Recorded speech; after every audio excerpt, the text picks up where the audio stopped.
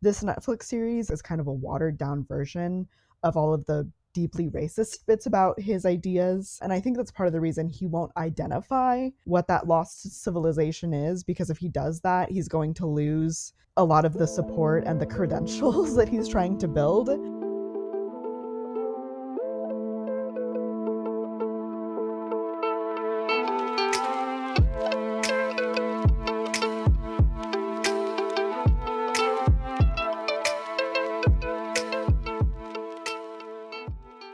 Welcome to Unlivable Cultures. Unlivable Cultures is a podcast making with and borrowing from anthropology, social theory, and other forms of knowledge for a more livable world. If you're enjoying the podcast, consider leaving us a positive review and supporting the show on Patreon. You can find more information on our website at unlivablecultures.wordpress.com, and we're also on Twitter at unlivablepod. Remember, unlivable does not have an E after the V. I made that mistake so many times. But anyway, feel free to also just hang out with us for these podcast episodes and then go on with your day after that. My name is Cody Scahan, and I am joined by Julia Coverdale. I'm studying anthropology and history with a minor in queer studies, and I'm excited to be here and to talk shit. Oh, yes. This is going to be a spicy episode, folks. And my name is Clayton Gerard. And Julia, do you want to take it away? Yeah, so today we're going to be talking about that Ancient Apocalypse show that is currently on Netflix. Probably will be there forever since it's a Netflix original. But this show is presented by Graham Hancock. But this show has been pretty popular lately. The previous CEO of Twitter tweeted about the show and praising the show. And really what the show presents is a whole bunch of pseudo-archaeological ideas about ancient cultures to argue that there was once this lost civilization. He kind of references it as Atlantis, that existed before the end of the Ice Age and before the Younger Dryas phenomenon, that he argues like imparted all of this wisdom onto basically the ancient civilizations that come after that. And we watched 2 of his episodes because that's about all we could stomach personally. We watched one that kind of focuses on North America and talks about a couple of sites, Poverty Point, which is in Louisiana, and talks about Serpent Mound, which is located in Ohio, and just generally talks about like the peopling of the Americas. And then also we watched the last episode, which talks about potential geologic formation evidence for this like great flood and extinction event that he talks about, which is like the apocalypse that the title refers to. And just generally, we're going to be talking about kind of a lot of the ideas that he presents within this show. I also would like to note it's pretty similar to Ancient Aliens, the ways that both of those series also try to present academia, specifically like scientific archaeology, as kind of like this big bad, and especially as like this just like this group think where all of us are like thinking the same thing and trying to like prevent alternative theories and alternative thoughts and things like that. And I also just wanted to mention, kind of before we really get started, so ancient advanced civilizations such as Atlantis once exist, and as well as like ancient aliens ideas, based on a study done by Chapman University, which is the Survey of American Fears in 2018. So before this came out. Now, Hancock has had this theory for a long time, but the idea that there was ancient advanced civilizations like Atlantis, 57% of the people surveyed believed that, and 58% of people believe that places can be haunted by spirits. And those are like the 2 biggest paranormal beliefs. And then it's that aliens have visited Earth in our ancient past, and that's 41%. And I think notably, Bigfoot being a real creature, only 21% of the people surveyed believe that. And so I just wanted to use that to kind of highlight that a lot of these ideas about ancient civilizations and pseudo-archaeological ideas are very prevalent within people and within their thoughts. And I have a lot of thoughts about why that is, but I will probably say that for later because I have other thoughts about why a lot of the theories Graham Hancock, Mr. Hancock presents. the founding father himself. Yeah. Yeah, I mean, just another Tuesday evening caught up thinking about the Declaration of Independence. Yeah. I think there's a lot of reasons why like his theories and his thoughts get like passed and like people believe them, especially about ancient North American civilizations. I think one of those reasons is that like I know for me personally, having a Kansas education, I never learned about like ancient North American civilizations besides like going out and actually visiting these sites and like learning about them myself. But they were not a part of our curriculum. And in fact, when I would tell people that I wanted to like study and was very fascinated by Mesa Verde National Park, there was a lot of my fellow peers that had no idea what I was even talking about. And that's like one of the biggest and most well known ancient North American sites. And so I think it just really highlights, and the reason that Graham Hancock can get away with a lot of these things and these thoughts is because people don't know anything about ancient North American civilizations. And there's a reason for that, because if they knew about them, people would feel more bad about colonization.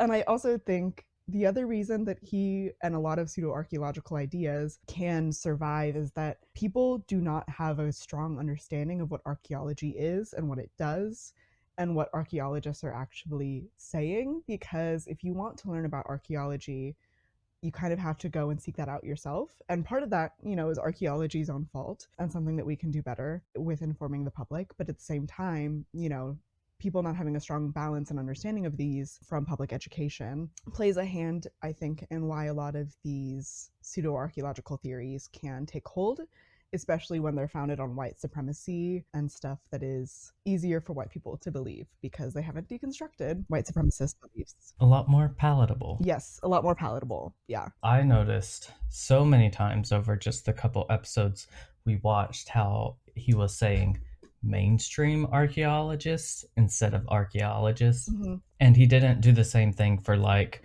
geologists or astronomers. He was saying those professions specifically, but he always said mainstream archaeologists, which I found very curious because it's like, what's mainstream archaeology? Is that like stuff you see from ancient aliens? Are you saying that those people they interviewed don't agree? Or are you saying like actual scholarly archaeologists don't agree? Yeah, one of the like articles that we kind of read, which was by John, who was it? John Hancock himself. No, it was not. Stop. It was just a review of it from like a scholarly archaeologist who is out at University of Kansas. He talks about it in like his first episode review, but there's no mainstream archaeology. What Hancock is kind of referring to is like academia and scholarly archaeology. But what he's really trying to say is either your archaeology is grounded in science or it isn't. And even if it isn't, if you're like within the field of archaeology and like you have things to try and back it up, like archaeologists debate with each other. That's part of the scientific process, and that's part of coming up with and thinking about new archaeological theories and hypotheses and the conclusions to those. Because the idea that humans came to the Americas like 13,000 years ago, that has long since been debated.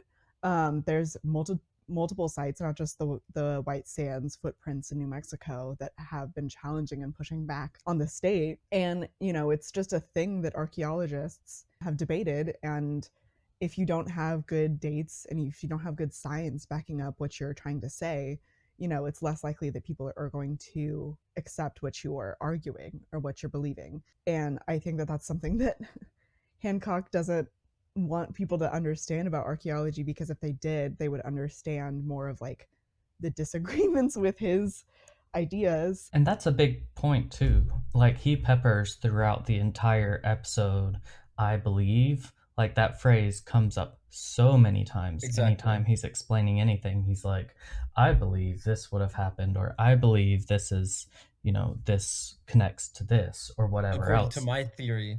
Yes. Like, another thing I noticed is like on the topic of language, like in reference to mainstream archaeologists, he specifically says mainstream archaeologists don't like to acknowledge. What does that mean? You're not giving the reasonings for why they're not accepting it.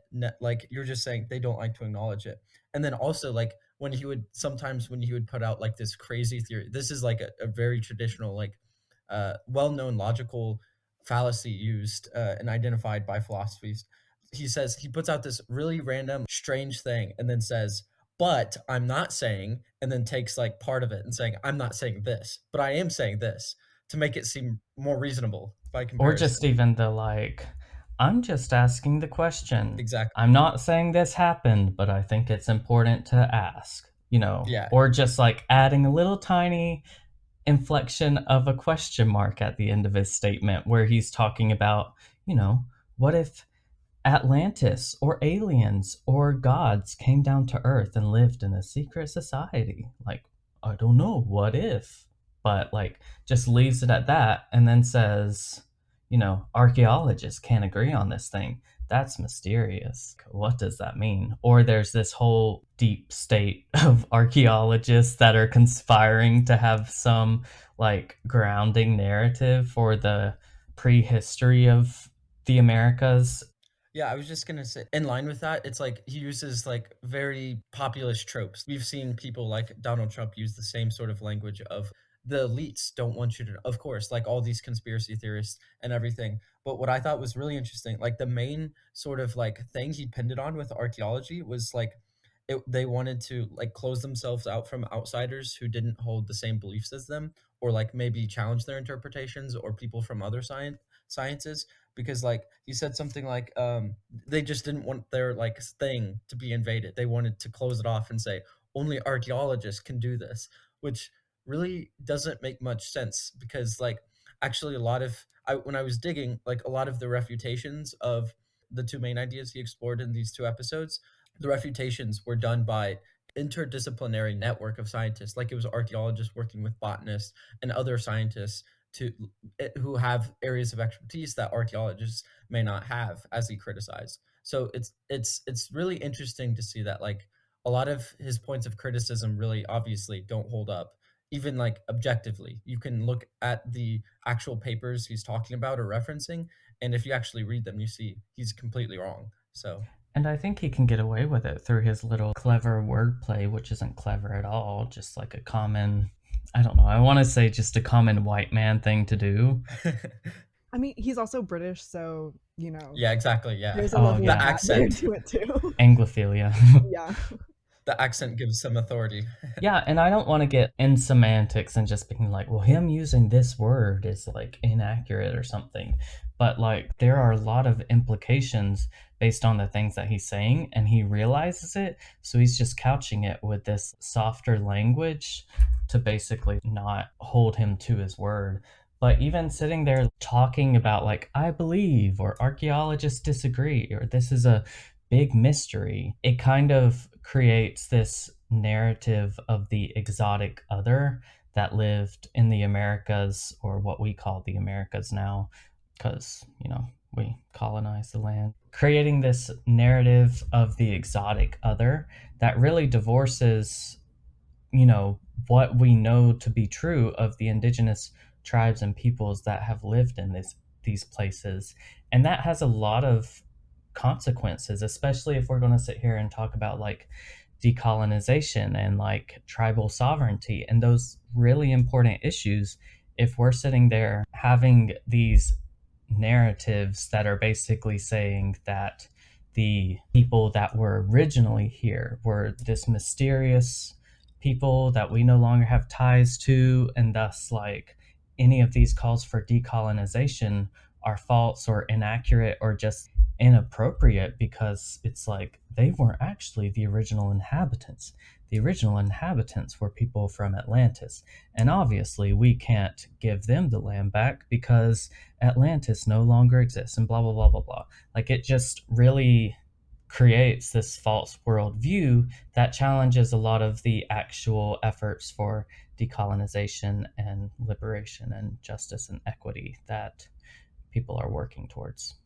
I also think, like, in addition to what Clayton was bringing up about pointing towards this, like, mysterious group of people that Hancock does, I think it's also important to, like, note that part of that I think is purposeful in specifically the sites that he chooses, because these Eastern, like, mound sites, and he refers to them several times as mound builders. Like, that is a very deep and one of the very first white supremacist ideas and colonial ideas about indigenous ancient civilizations within the United States. Thomas Jefferson, who's kind of talked about as one of the first like American archaeologists, because he had some of these sites on his land that he excavated with slave labor. He had kind of the similar idea. It was this idea that these ancient mound cities and societies, they could not have been built by the indigenous people that they were interacting with in the modern day. And in fact, that these sites were built by white people that the indigenous groups had come in and wiped out. And so I think it's important to note that Graham Hancock, multiple times, especially in the 6th episode, kind of points towards this mainstream archaeology, as he calls it, kind of blocking out indigenous ideas or going against like what indigenous people are saying.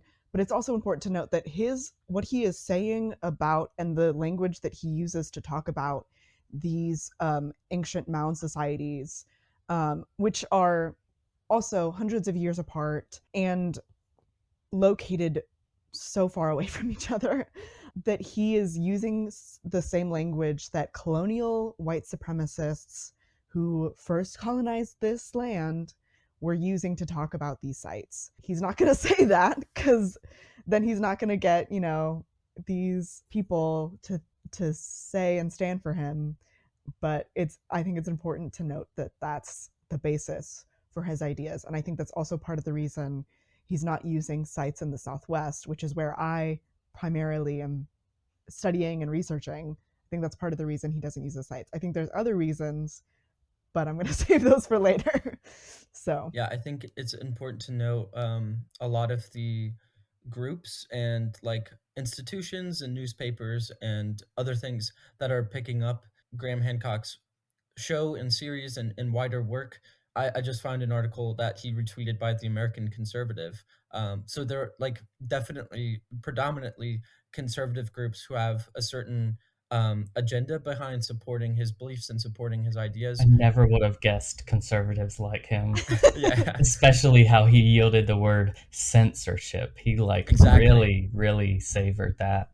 It's like, this is what we call censorship. Yeah, also like, for example, he was actually featured on the Joe Rogan podcast about a series, and he has in the past as well, which is not surprising considering the type of people that Joe Rogan will like platform and bring onto his show. In addition to the discrediting of like a lot of credible claims to like reparations and things like this related to decolonization.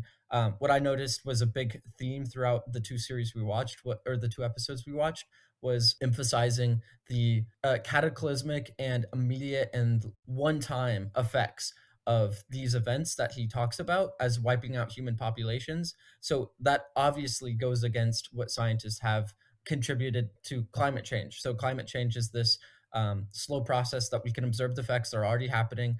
There's cataclysmic effects happening throughout the world, of course, but they're not quite on the scale that Hancock is talking about. And there's multiple of them, and they're occurring over time. So there's clearly this broader sort of like discrediting of the slow effects of climate change and other natural processes, because he literally calls out geologists for subscribing to uniformitarianism, basically like the idea that things occur slowly over time, and like the processes that exist now are similar to the processes that existed in the past. And instead he subscribes to this like almost religious, like apocalyptic cataclysmic effect causing all of these natural phenomenon that he describes and is trying to explain / understand. That's in square quotes.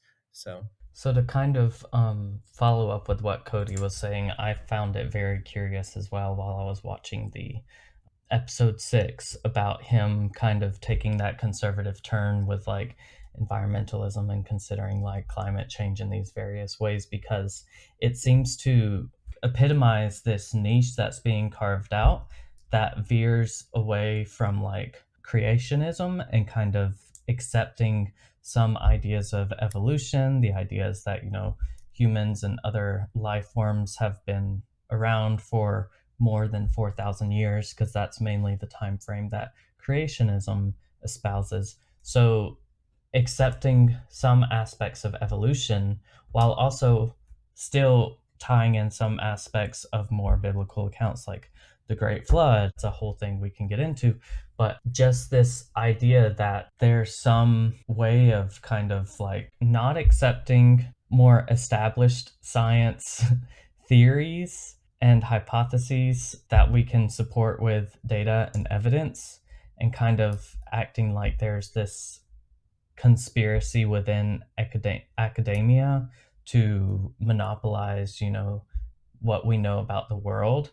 So it's kind of like, oh, we have some really valuable information that they're unwilling to accept, and, all these different things, while also not entirely swinging back to like the creationism worldview. So it's kind of, to me, it feels a little bit more of a, I don't know, kind of a reformed position for conservative ideologies and considering like the history of the world and everything else. Yeah, I just find it very interesting, and kind of going off a little bit about the whole snake legend of the Iroquois that he addresses, which, and considering the serpent mound, he's like, oh, actually, we've seen from all these different locations and cultures throughout the world this snake symbol and the symbol of a serpent and how important that is, and looking at various theories and everything else, which, I mean, I've heard some of these theories in a college classroom about like the serpent being some subconscious symbol, and like, the Adam and Eve narrative of creation, or like the story of Job battling a sea serpent kind of thing. And it sounds very like something Jordan Peterson would put forward. Obviously, that doesn't instantly like decredit the idea of this, but like it has worrying implications. I think that's a point where like the serpent and other things we've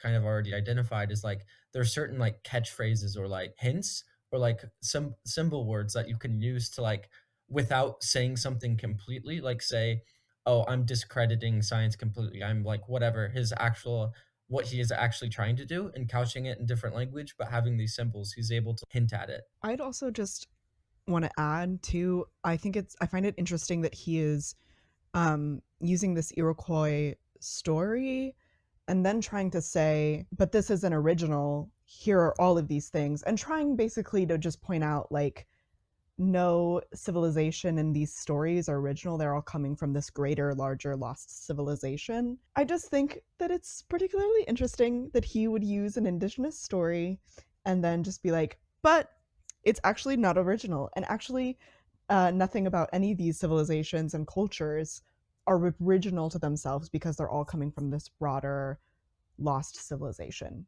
And it's interesting because I grew up very conservative and Christian in a like very insulated religious environment. And that was one of the talking points I heard in Sunday school a few times growing up, is kind of this idea of, ooh, Native American tribes sometimes have a mythology about a great flood, or like this culture over in the East has some story about, I don't know, some other like seminal moment in Earth's history. And it's like, that just proves that the Bible is true, because even though they don't have the right story, they still acknowledge that the event occurred, which is just problematic on so many levels.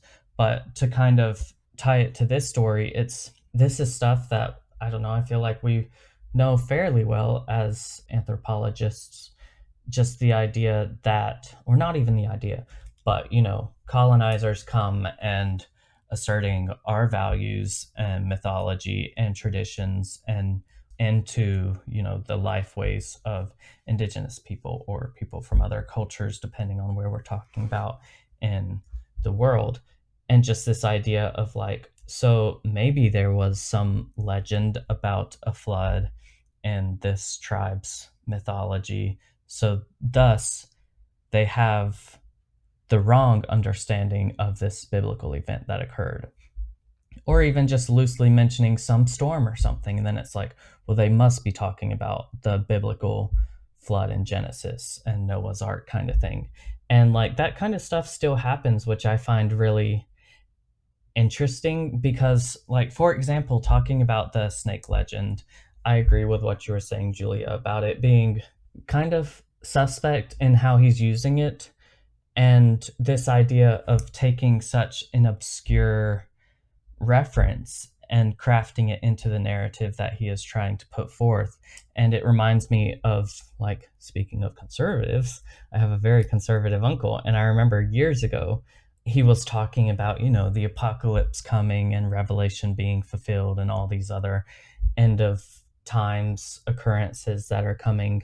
And he referenced Revelation 8, verse 8, which says, "Then the second angel sounded his trumpet, and something like a great mountain burning with fire was thrown into the sea."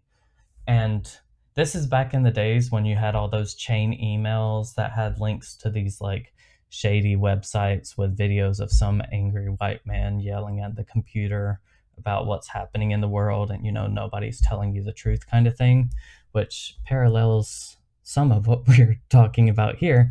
But he referenced that verse with the Deepwater Horizon oil spill in the Gulf of Mexico from 2010.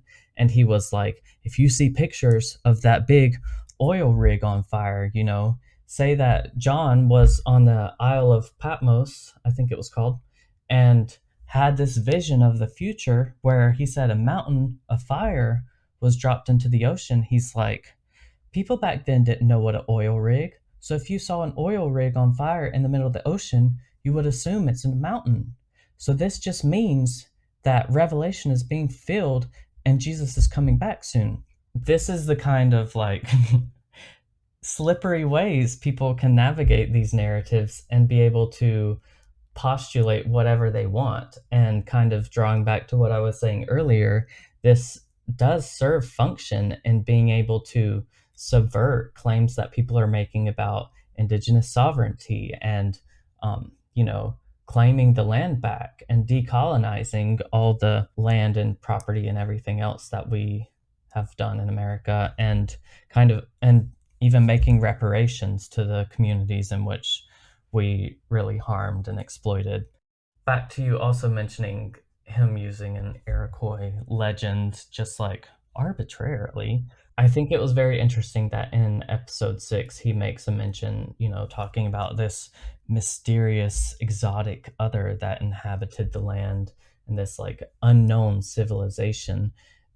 He made the comment of like, nothing we know about the mounds still exists. Like there were no documentation or no traditions that have passed on from what was occurring at the time. And it kind of reaffirms this idea of some disruption that occurred between now and then. And yet he also just just randomly picks up a Iroquois legend and says, obviously this is what influenced the making of the Serpent Mound.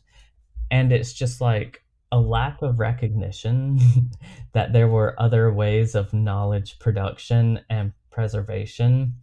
But everyone he talked to through that episode was a white presenting man, and there was no mention of any of the Native American and indigenous communities that lived on that land, and like no actual recognition of the connections that other communities have had. So it was just like, obviously there was the ancient mysterious civilization that was able to do these miraculous works, and then there were probably some scattered Native American tribes in a few hundred years, and then there was us, but like not recognizing the actual indigenous peoples that have connections to that place and any kind of ways of producing or preserving knowledge through like oral histories or just various ways of capturing and telling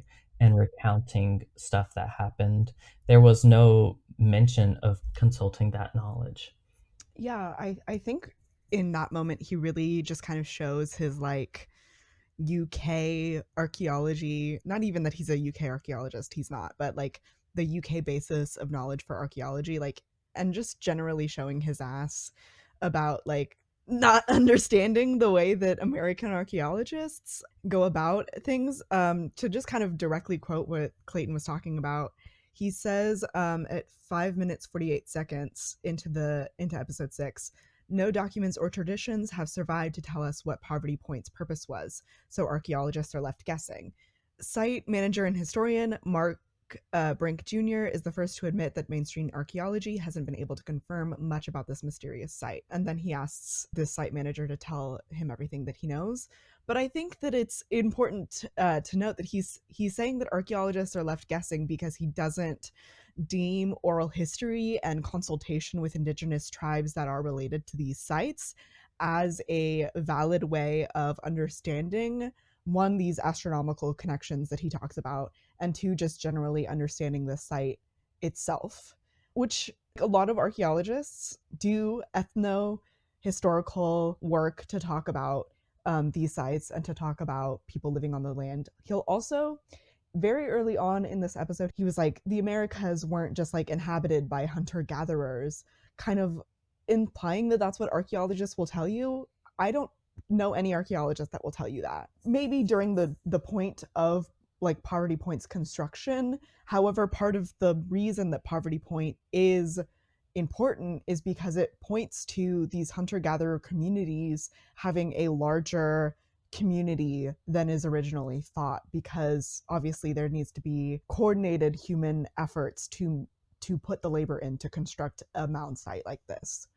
And also, yes, going back to what Clayton was saying about like the astronomy and not relying on indigenous oral histories, what Julia was saying with that, it's pretty clear that Graham Hancock is trying to privilege his own usage of drawing lines to align with solstices and things like that on his maps and his diagrams, which were frequently presented in the series as these like stunning visuals that are meant to like convince you of something, because oh, I can draw a point here and the line lines up with this thing and everything like that. So it's like this use of diagrams to seem sort of like scientific, but like at the same time like disparaging science, which is quite interesting, and like actual respected scientific techniques. So there's like this sort of double play here, and this usage of visuals that has like increasingly become more and more popular, especially in the like in the time of what we might call like alternative facts, the epoch of alternative facts, and people constantly questioning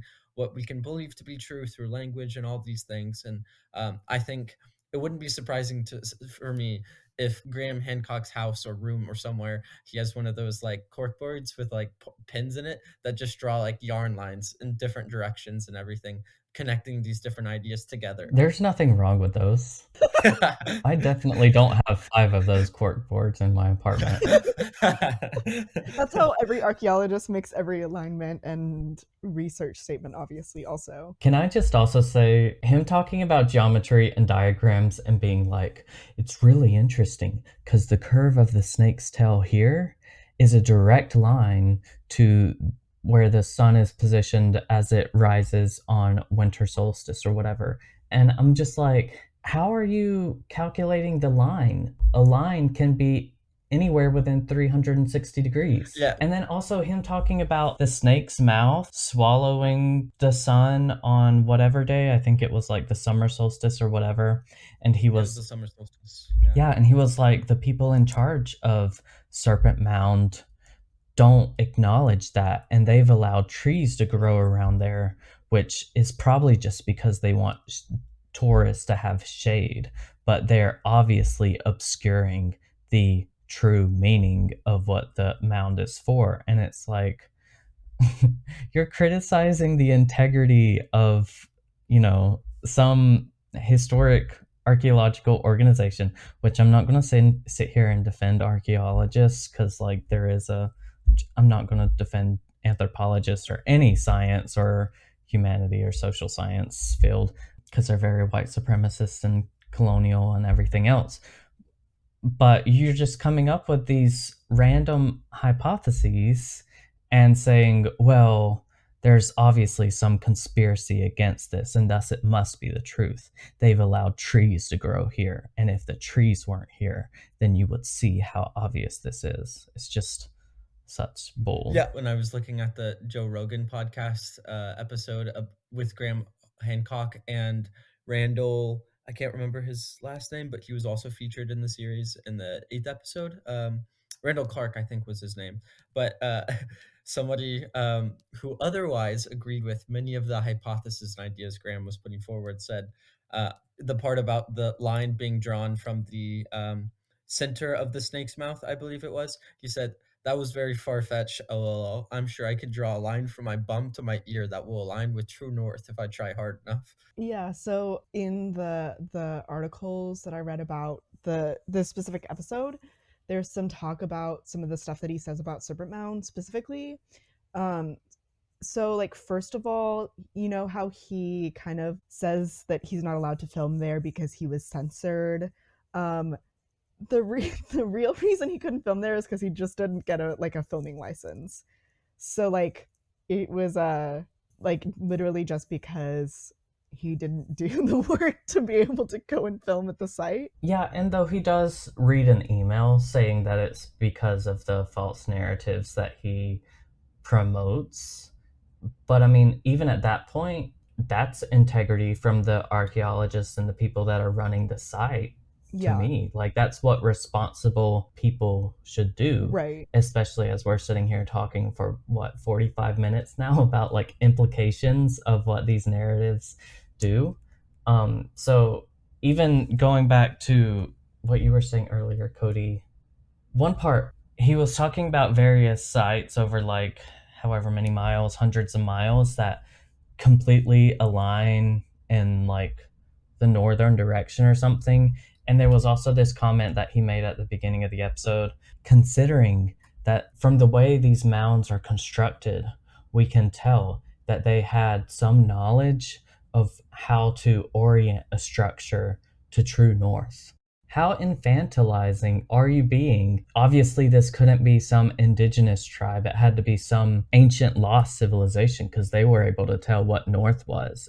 Are you kidding me? Yeah. Well, and also like his entire argument with the dating is because he's criticizing the like Ohio State historic marker that was erected literally decades ago, and it states that it was originally constructed in 1000 CE by the Fort Ancient culture rather than 320 BCE by the Adena culture, which is now what archaeologists accept as the date.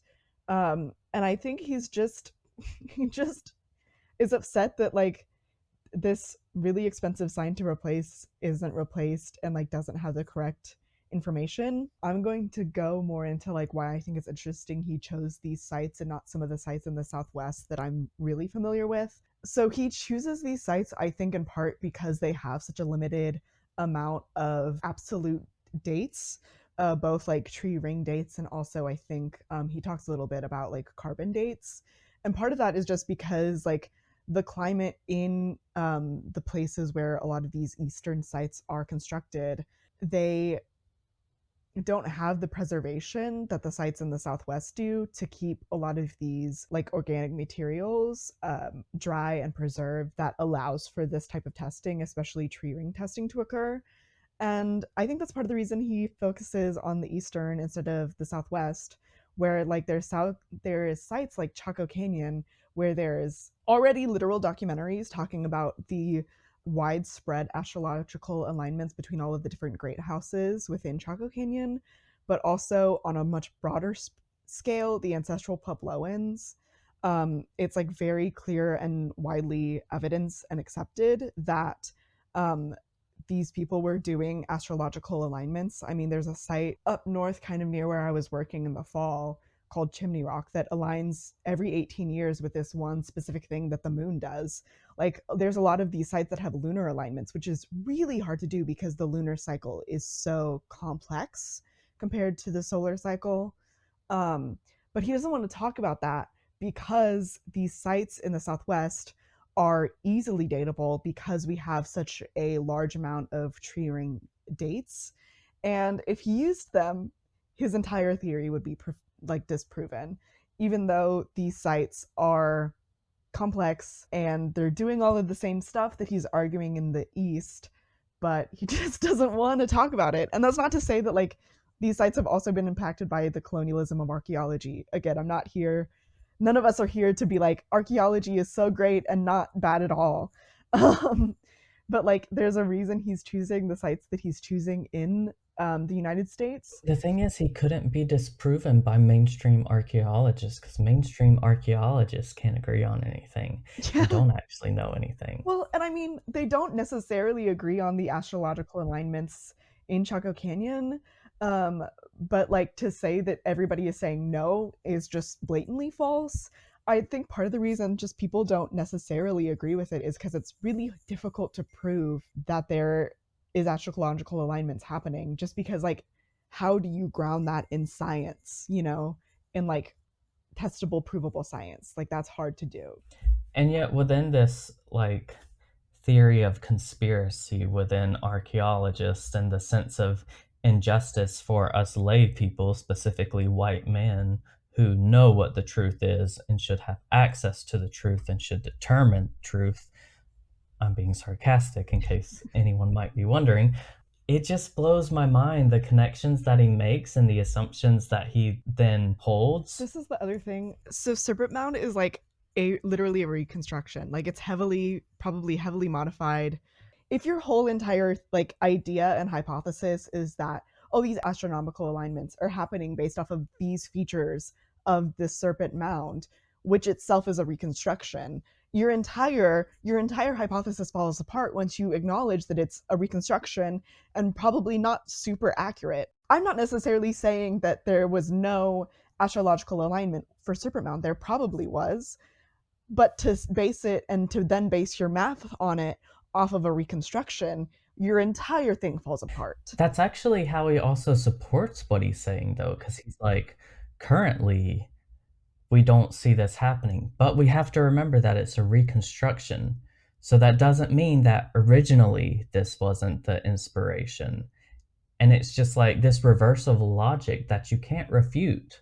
And so it's like, we can't say that the way that it is now was meant to be built for this astronomical alignment, but we can't say that it originally wasn't. Yeah. Mic drop. Yeah. I'll probably like talk about this later too, but his entire like brawl with archaeologists, like part of I think what is upsetting about it to me is it does ignore that there are many indigenous archaeologists today within the field that are combating the colonialist and misogynistic, etc., origins of our field. But if he acknowledges that, then, you know, his entire fight with mainstream archaeology, it falls apart a little bit. But also, does he actually care about indigenous people? I think the answer to that is pretty clearly no, even though he would like you to believe that the answer is yes. Sorry to refute that, but on his Twitter, he actually called out and like highlighted one indigenous archaeologist that supported his idea. So sorry, Julia, but you're wrong. You're mainstream archaeology, and you're wrong. What a thing to be mainstream archaeology and not even be graduated from like yet, you know. I mean, you're part of the problem, right? Like your teachers, everybody. You're just being indoctrinated. Sorry. Also, the other thing on Twitter too is Graham Hancock is very upset that a lot of the archaeologists that are very popularly debunking his ideas won't debate him. And I just think that's funny because like he's just part of that entire group. I mean, being on Joe Rogan kind of proves it. He's part of that entire group that is like, debate me, you won't do it. And those entire like right-wing bros. He's too dangerous to be debated. Yeah. I can just imagine the debate where he's basically saying, but you can't prove it didn't happen. Like, exactly. You can't like, there's no proof that this happened, but there's no proof it didn't. Yeah, the justification of John Hoops, which is the KU and archaeologist that you were talking about earlier, Julia, for not debating him is because he said, I can't debate metaphysics, referring to Graham Hancock, with science. But then also, this entire documentary was made it onto Netflix. Like, Hancock has had these ideas for a while, but the Graham Hancock is the son of their head of unscripted originals. And so I think it's just very important the role that nepotism plays in the creation of this documentary and docuseries, and then the just continued spread of the pseudo-archaeological and white supremacist ideas. Yeah, I think it's clearly showing. Obviously, Netflix is not a platform for information and education per se, but more for entertainment. And I also think that it's important to mention that this Netflix series isn't the first place where Graham Hancock talks about this idea. And in fact, I think that the Netflix series is kind of a watered down version of all of the deeply racist bits about his ideas.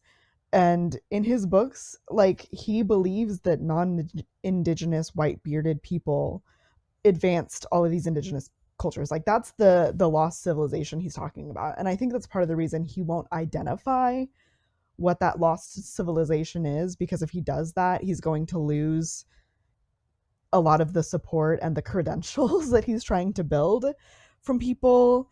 Or even just the doubts that people are willing to suspend. Exactly. And especially when, you know, part of his entire like argument is like the reason American archaeologists are hiding this is because of colonialism, when in fact he's just perpetuating a colonial idea himself. But he doesn't want people to know that, because if people know that, they're less likely to believe his idea and distrust archaeology. And I think that it's really easy to get people to do that when you're not presenting them with all of your ideas, and when they don't have a basis of knowledge about these sites and these histories, and when these ideas are already pretty mainstream.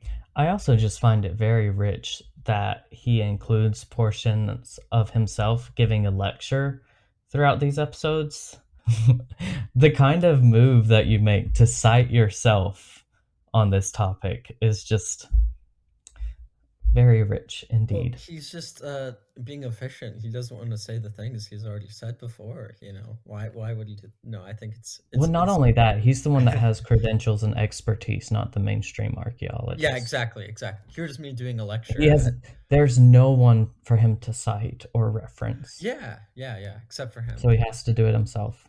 Yeah, I think what's interesting and like has occurred in other areas as well about Graham Hancock taking up these older ideas and older beliefs and everything and repackaging them, is he is taking a little bit more of he is making them a little bit more like relevant for contemporary times as well, because he's not only like perpetuating these old racist colonial sort of ideas, but he's also criticizing, like I said earlier, climate change, but also in general kind of like progressive belief. And by appealing to these past times, he's taking the traditionalist, fundamental, conservative viewpoint of talking about the wisdom of the ancestors and we need to go back to the past. Which, I mean, it's completely valid to criticize liberal ideas, and it's needed. But at the same time, I'm not going to sit here and defend science and the scientific process. I mean, science is a Western Eurocentric construct to monopolize knowledge and knowledge production. Exactly. That's not how he's approaching it. Yeah. So he's sitting there critiquing the scientific process in general, which is to just critique the academic dialogues and ways of like showing your work. Like I said, I'm not going to defend science, but at the same time, like, there is some validity and some grounding to the ways in which we talk about science. Right. So I guess I want to delineate between the construct of science as a white supremacist mode of knowledge production and colonial mode of knowledge production, and separate that a little from the scientific process that we have of questioning our findings, finding supporting evidence, retesting, having other people look at it, have them critique it, see what actually has substance. So him like saying that in itself is a conspiracy. You know, who needs the scientific method and the scientific process when you can just sit here and say, I'm not saying this is true, but is it untrue? Or can you prove it's not true? Yeah, exactly.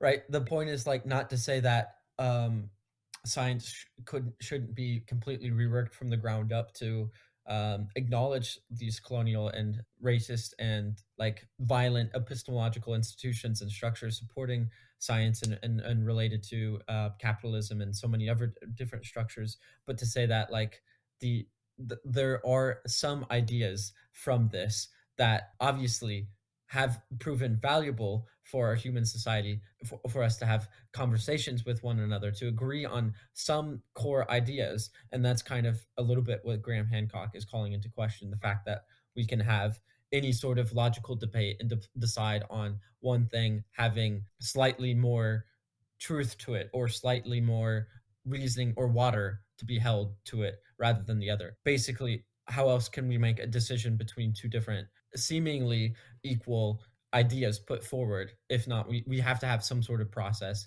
And there are some valuable ideas from science throughout time that have that we have held on to for reason. So I think that it's important to remember that Graham Hancock and his ideas don't exist, one, in a vacuum, and two, they're not alone.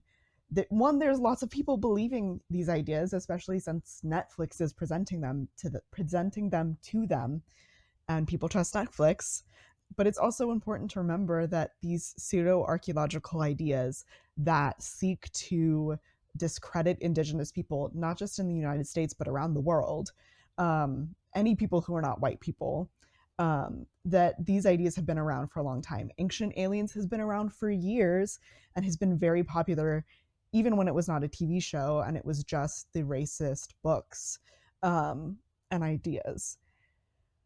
I think what is most important to remember outside of deconstructing these ideas from an archaeological perspective, as well as from like just a general anthropological perspective, is that I think that for me, and I think for most people, it is much more interesting and much more valuable to think that all of these indigenous cultures are so just amazing and smart and independently are coming up with all of these beautiful and complex and super deeply interesting structures, rather than this one ancient lost civilization full of white people that passed down all of this knowledge to everybody in the world, especially all of the Black and brown people that are too stupid to have thought up all of these ideas and these astrological and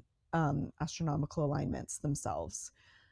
That idea is just accurate in the first place, but I think that part of combating pseudoarchaeology is not just talking about what is accurate, but talking about what is more interesting. I think that we have to remember that conversations like these within the archaeological community and outside of it are important because of the prevalence of the belief in these pseudo-archaeological ideas that seek to take indigenous knowledge away from their past and their histories, which is easy to do when you don't have a basis on ideas, what indigenous people can do and what their histories are, which the United States seeks to deprive from its citizens within the public education system.